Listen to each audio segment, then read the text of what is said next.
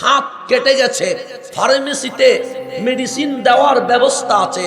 আপনার কোথাও ব্যথা করছে, এক্সরে করে মেডিসিন দেওয়ার সুযোগ আছে।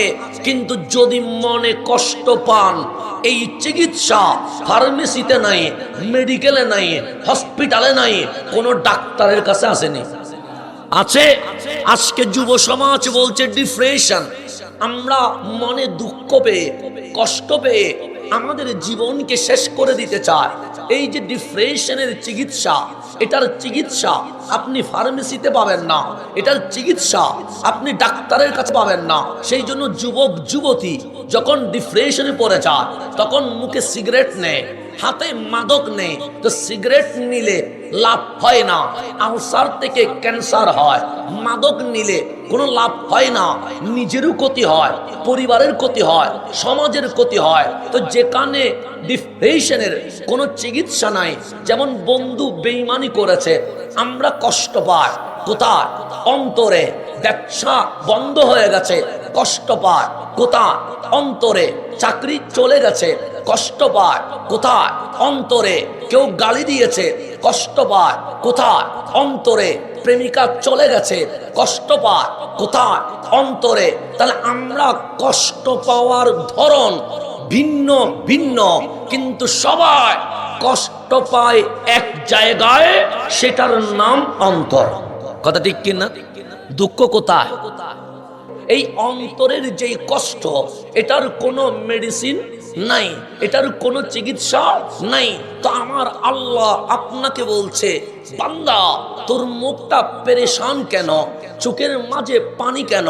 রাত তো দিয়েছি ঘুমানোর জন্য, ঘুমাস না কেন? সূর্য তো দিয়েছি দুনিয়াতে বিচরণ করার জন্য, তুই তো তোর জীবন নষ্ট করে দিয়েছিস। কারণ কি?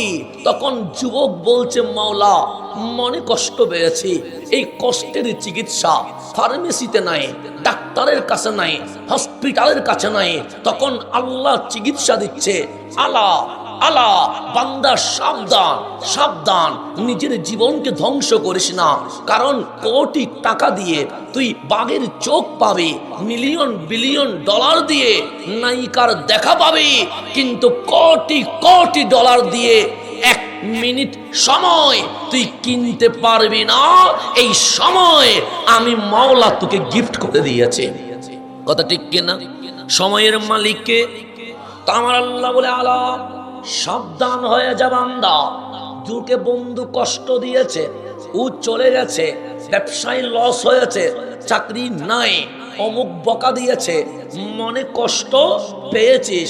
আমি আল্লাহ বলছি, শোন, তোকে সবাই ছেড়ে দিতে পারে, আমি আল্লাহ কখনো ছেড়ে দিতে। তা আল্লাহ চিকিৎসা দিচ্ছে বিজিক্রিল্লাহ। বান্দা দুনিয়ায় বন্ধু তোর সাথে বেঈমানি করেছে, বান্ধবী বেঈমানি করেছে, চাকরি বেঈমানি করেছে, ব্যবসা বেঈমানি করেছে, কিন্তু আমি আল্লাহ তোর পাশেই আছি। সকালে গুনাহ করেছিস, আমি নাস্তা বন্ধ করে দেই নাই, সকালের নাস্তা তোর ঘরে পৌঁছায়া দিয়েছি।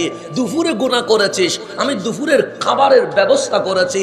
রাতে গুনাহ করেছিস, আর আমি মাওলা ভাবছি বান্দা যদি না খেয়ে থাকে তাহলে তো ঘুমাতে কষ্ট হবে।